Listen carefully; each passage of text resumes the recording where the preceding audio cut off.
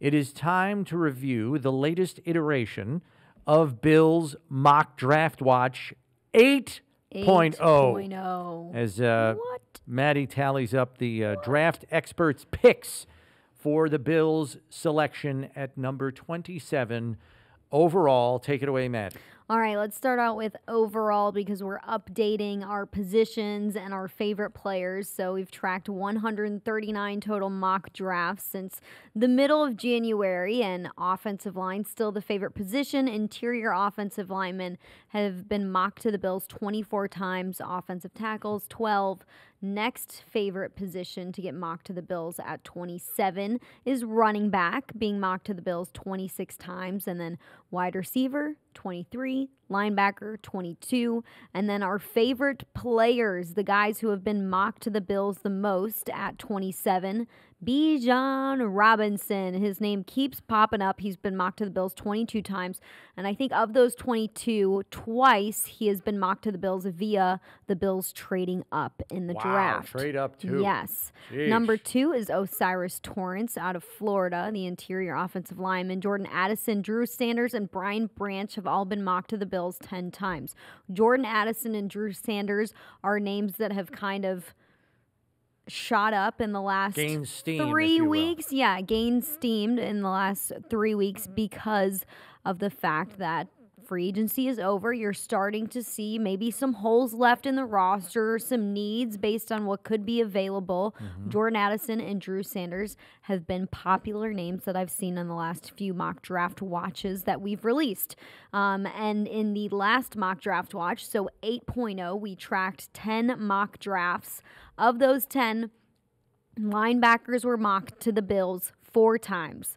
Wide receivers were mocked to the Bills 2 times. Defensive backs were mocked to the Bills 2 times. And then the lone position groups, 1 edge rusher and 1 offensive lineman.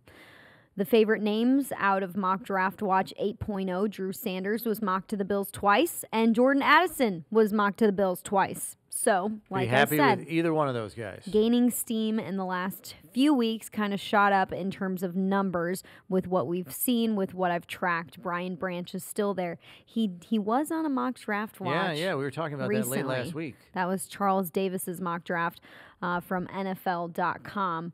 I want to see if there were any So he'll be trades. He'll be in 9.0, right? The Charles Davis No, pick? he was in 8.0. Oh, he was in 8.0. Yep, I haven't Okay. started tracking anything for 9.0 yet, but that's going to be released on Friday afternoon. There was one trade in the latest mock draft watch. It was an NFL.com mock draft. Had us trading up to 20 to take Nolan Smith out of Georgia, the lone edge rusher that was in this mock draft watch. That was the only time he's been mocked to the Bills. And we talked about him last week being more of a 3-4 type player versus a 4-3 because he's kind of light. His size. Yes. He's a little light. He's not tall either, and I know ideally people would prefer to have taller players at outside linebacker in a 3-4, 6'4", 6'3", are kind of pushing it, and he's 6'2" and change. I think he's got long arms, though, which might help make up for some of that, but I don't think anybody's going to shy away from Nolan Smith because he's 2 inches shorter than the prototype. Yeah. Because he's a super, super talent. He is very talented. That's interesting. I don't think we're surprised, Maddie, that we see mixed opinion with mock drafters. You see that every year. But I think the difference with this class this year is I think some of that mixed opinion is more widespread across 100%. NFL GMs as well. And so because of that, I think we are in store for an even more unpredictable draft than many of us anticipate, because I think, they always say, oh, well, it's what flavor do you like? I think the opinion is going to be mixed on a lot of people. And we heard, was it Greg Cosell last Friday when we had him on? He said from the people he has talked to, and I would subscribe to this as well, there are some players who are so liked by some teams they could go as high as 15, and less liked to the degree by other teams that they could go pick 45. That's a 30-pick swing. And it's probably not just one player. It's probably several players that are viewed that differently from one organization to another based on a number of factors. As we know, fit, body of work, background, character, reputation, production, measurables, all of that stuff. But there are there are very few rubber stamp prospects this year that everybody loves, especially once you rule out the quarterbacks. The rubber stamp, mark it down, surefire, home run, there are very few of those, and because of that, I think we're going to have these wide-ranging swaths of picks that players could go in. And I'm seeing that on the Excel spreadsheet that I have that I track all these different names. Last year, there were around 26 names that got mocked to the Bills in the first round when they were choosing. This year, we have had over 40 different names be mocked to the Bills with the first round pick. So it's a wide variety, and we've heard this from draft analysts. It's a wide variety of who could be available at that point, and it's a wide variety of what people might like at that point in the draft. So I think that's pretty interesting just to see the vast difference from this year compared to last year in terms of just names that I'm seeing. So many different names rather than last year. Not too many different names. We saw the same names pop up quite a bit, but we have a few names that I wanted to talk about if you want to do that. Darnell Wright, we'll start with him. I wanted to talk about him last week. We ran out of time. Too bad Steve isn't on with us because Steve loves Darnell Wright. He's an offensive tackle out of Tennessee. He's 6'5", 333. He's a senior coming out, so he's had a good amount of game experience. He played in 47 games, started in 42. He started at right tackle 27 times, had 2 starts at right guard, 13 starts at left tackle. He started in his senior season, he was a starter at right tackle.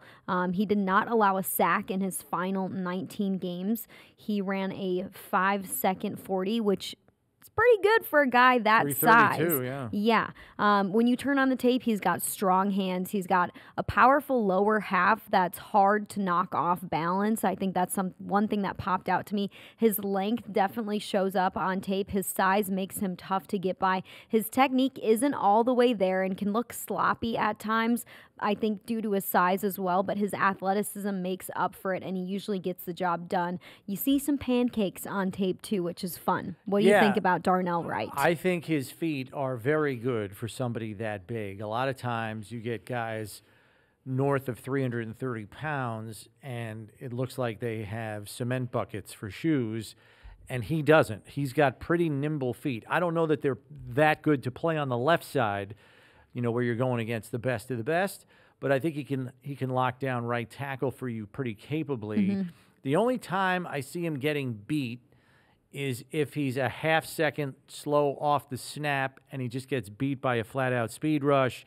Guy dips the shoulder, gets under him, and, encircles the arc and gets the sack. Or sometimes he will get beat on a jab step outside, and then the guy takes an underneath move, and he doesn't have his hands out in time to make contact, and the guy slips underneath him and gets inside to the pocket to cause a pressure or a sack as well. So that's stuff that you hope coaching takes care of as he gets more and more experience at this level.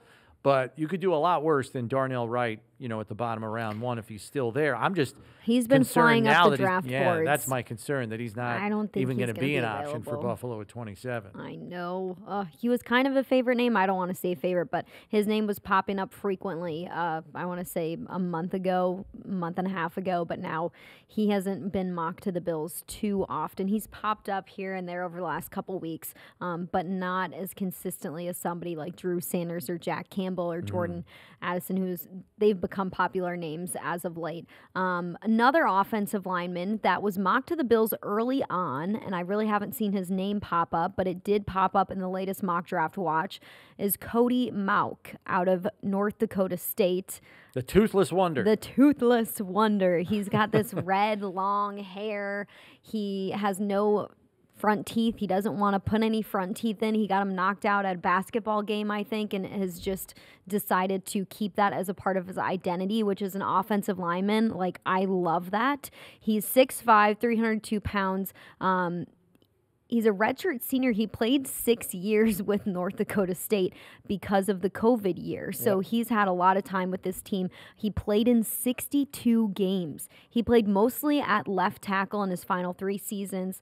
He had a 5.08 40, which for his size, pretty good too. He participated in the Senior Bowl. He had FCS All-America honors and was FCS Offensive Lineman of the Year last season. He played for a program that went 78-8, so a really good team. When you look at the tape, when you watch the tape of this offensive lineman, he is a mean machine. He will block you all the way back to where you live. He does not stop blocking, guys. It's so fun to watch him on tape. He's a physical offensive lineman. He can move defenders out of the way quite easily. He looks pretty quick on his feet, too. He can move. His run blocking is definitely his strength. He's got some shorter arm length. His arms are shorter, so a lot of people say that he might need to move inside once he gets into the NFL. But this seems like a fun guy to have on your roster. First round pick, I don't know. I've seen him a lot in the second round. I think he's a second round guy, and I think the reason why is because I wouldn't be surprised about half the league thinks he's a guard prospect instead of a tackle prospect. I think he could do a lot worse than him also, but I don't know. Watching him, I think he's a guard also. I don't know if his feet are quite good enough for the NFL level to play out there on the edge in space, but I think he could do wonders for you at the guard position, especially, as you mentioned, in the run front.